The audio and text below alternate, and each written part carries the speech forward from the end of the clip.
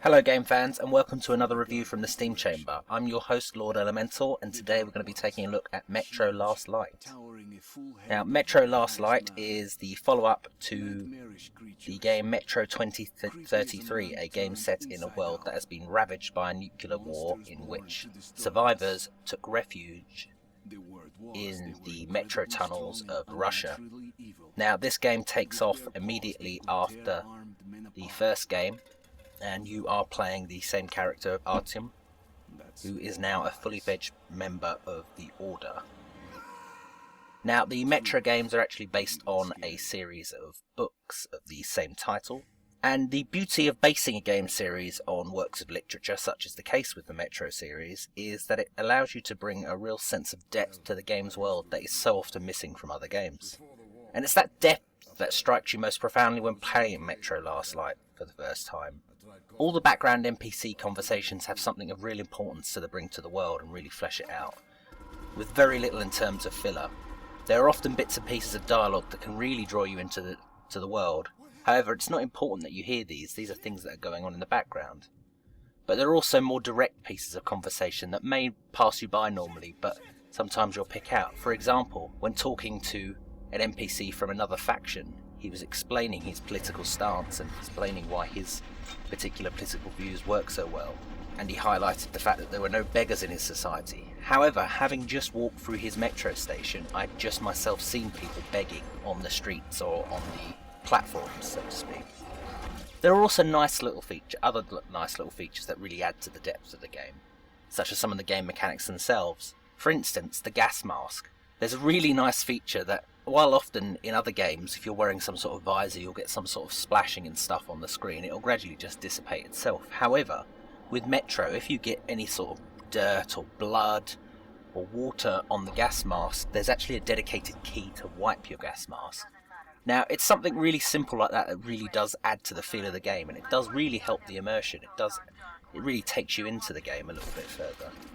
Plus, there's also the fact that the game gives you mechanics of things that would normally be HUD-based, such as with the gas mask, the timer is actually on your wrists, which you can see at all times whilst holding a gun. You've also got a small light on your wristwatch that also tells you whether you're visible or not. The other thing is the notebook and compass and lighter. Now, if you bring up the compass, it will bring you up a small notebook that will tell you your next objective. Now, these, along with the gas mark time and such, are all things that would normally just be present on your HUD in a completely disconnected way, much like your ammo readouts and such. However, by adding mechanics for these items, it really does just draw you into the game world a little bit more. Okay, it's not as convenient as actually having it written up on the screen on your HUD that the next objective is to do this or this, and it's not as convenient as, having a small counter in the corner that tells you how long you've got left of a filter on your gas mask. However, once you get past the annoyances, it's really, if you can even call it an annoyance, it's really quite engaging. It does really bring you into the game world. In terms of storyline, this game takes off pretty much straight after the first game, so there will be spoilers for the first game if you haven't completed it yet. So, at the end of the first game, having found the mythical or legendary bunker of D6, you were able to get access to missiles and destroy the hive of the Dark Ones.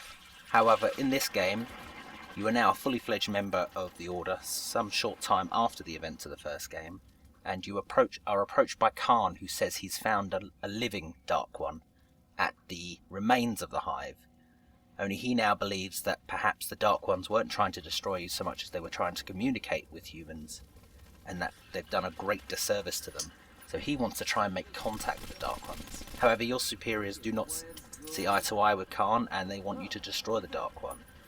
And so begins your quest to find out exactly what's going on.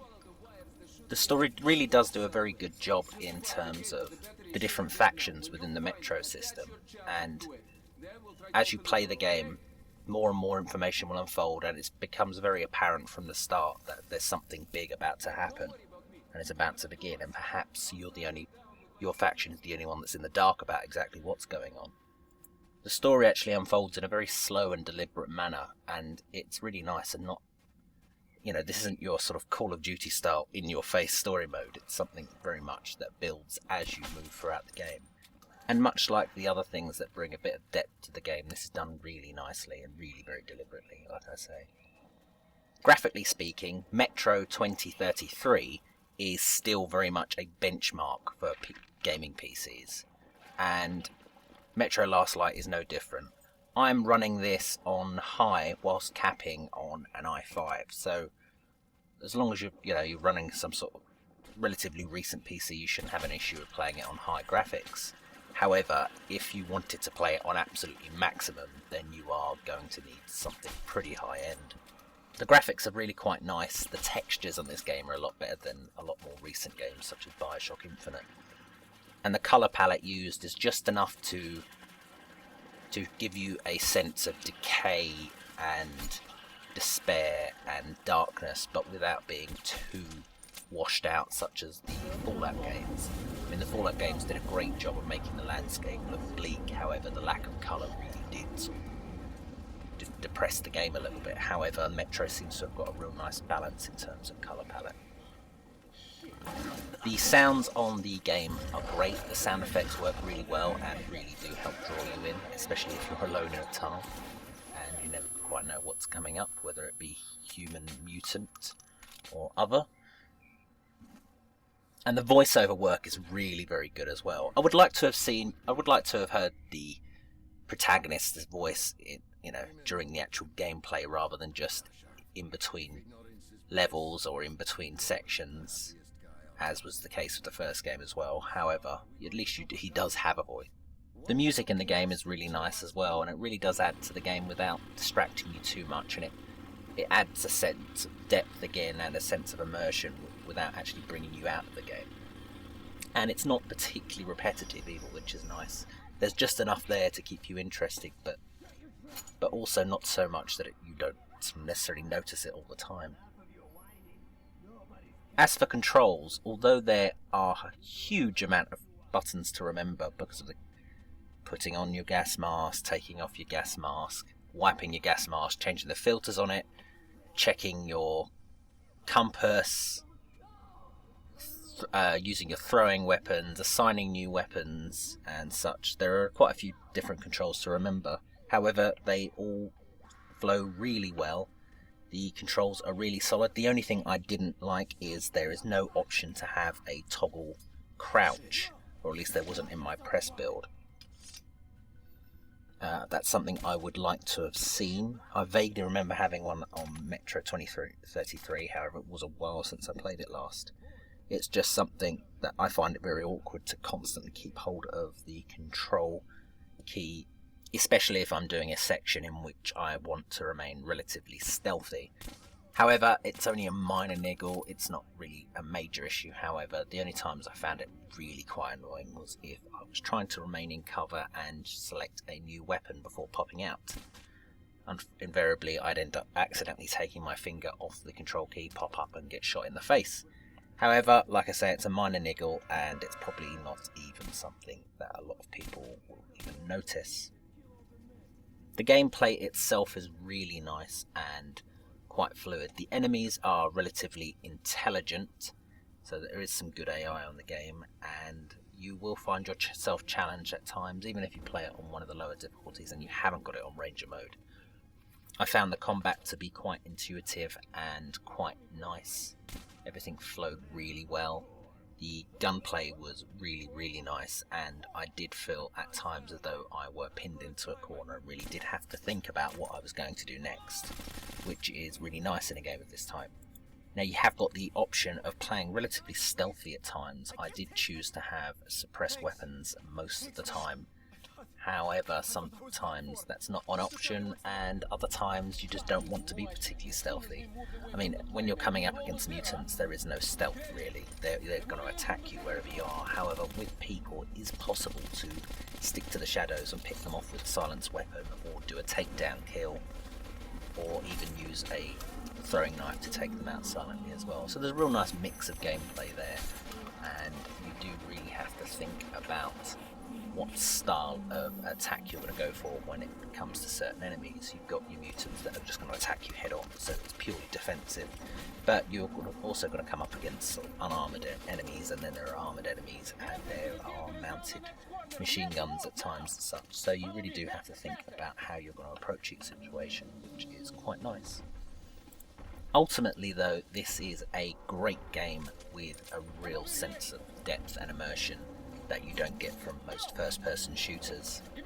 The campaign will keep you relatively entertained for a while, and although it's not on the long side at 12 hours, it should keep you relatively entertained if you have the Ranger mode, as that will really make a second playthrough really worth it.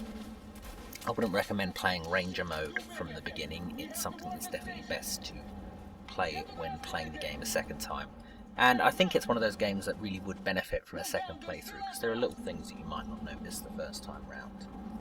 I also would not be shocked to hear that there were going to be some fairly sizable expansions for this game, as there is an in-game store.